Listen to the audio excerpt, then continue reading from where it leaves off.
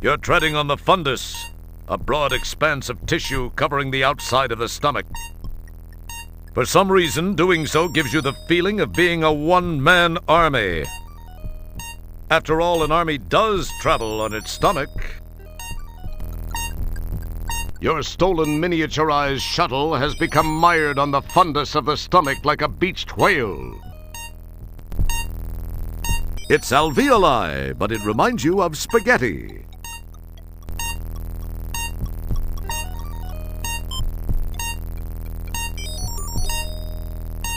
Your stolen miniaturized shuttle... Red light. This is not good. Apparently some or all of the intermix element in Fuel Tank 3 was disgorged during your heinous Venus joyride. That's not all that was disgorged, but we'll skip the details.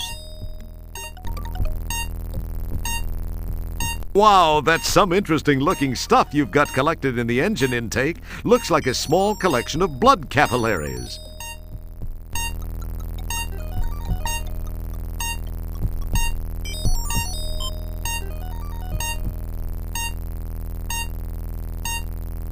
You recognize that festering, infected crevice. As if Stellar didn't already have enough to worry about, she's got an ulcer. And it's not just an ulcer, it's puckered. It's a peptic ulcer.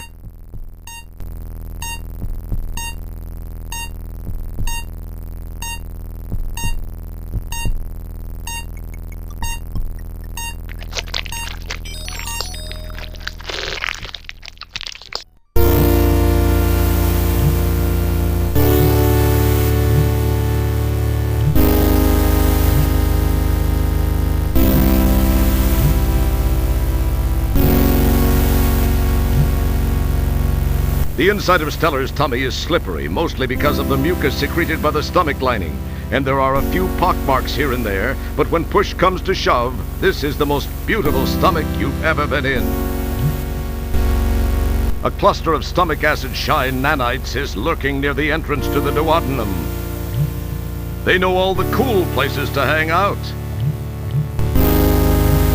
As do most computer game characters who find themselves in sequels of sequels, you stop the action to reflect on your past exploits. You realize you spent a lot of time looking at the contents of your own stomach.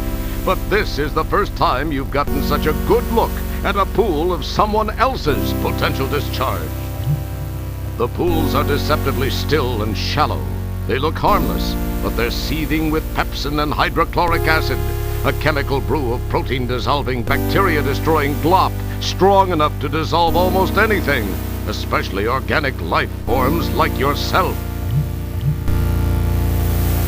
Dang, these look tasty. Boy, that micro-Prozac she inhaled slowed her systems down to a crawl. These things haven't been touched by stomach acid yet. How odd. A bent staple. Thus far, it has resisted being dissolved by the stomach's acids, probably because of its location and Stellar's apparent lack of oral nourishment during her captivity. The acid probably hasn't risen high enough since this item found its way in here. What in the hell was she doing eating a staple anyway? Maybe it was some fad diet thing in the Galactic Inquirer.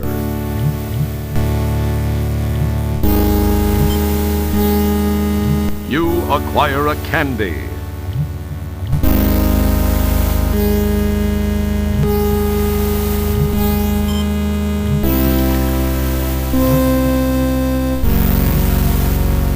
Interesting. The acid rises, but just not quite high enough to submerge those nanites.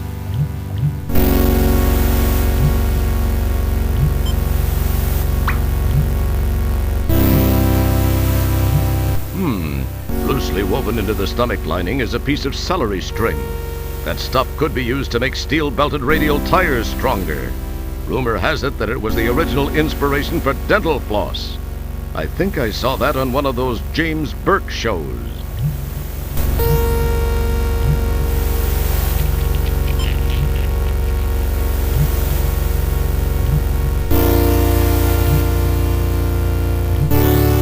A feather? When, rather, if you get the chance, you'll have to quiz Stellar about her dietary habits.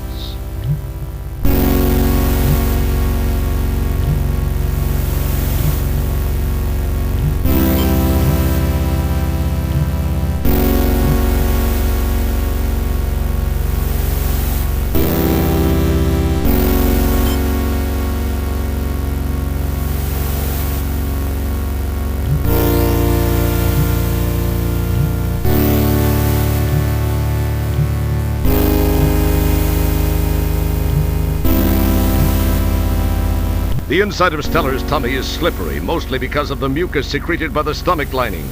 And there's just this one thing. Those little robots are the nanites sent down to aid in taking over Stellar's body. They look like guard nanites. But then, for all you know, they could be ballerina nanites.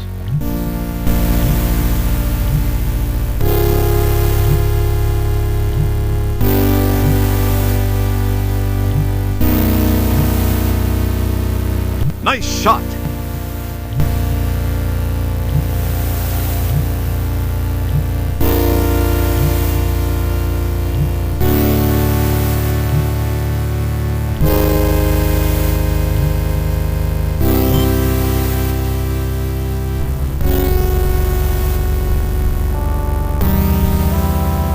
A large hunk of Twinkoid cake food product is hanging just below her epiglottis. It appears to have gotten jammed on the way to her stomach for digestion. Doesn't this woman chew?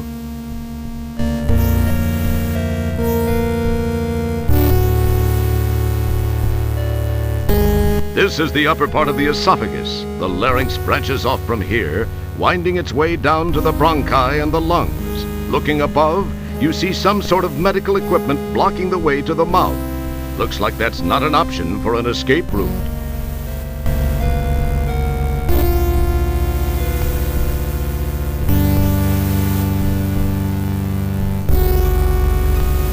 It's one of those tiny timed release pills. As I recall, these are designed to not melt down and release their medicines until they've gotten to an area past the stomach.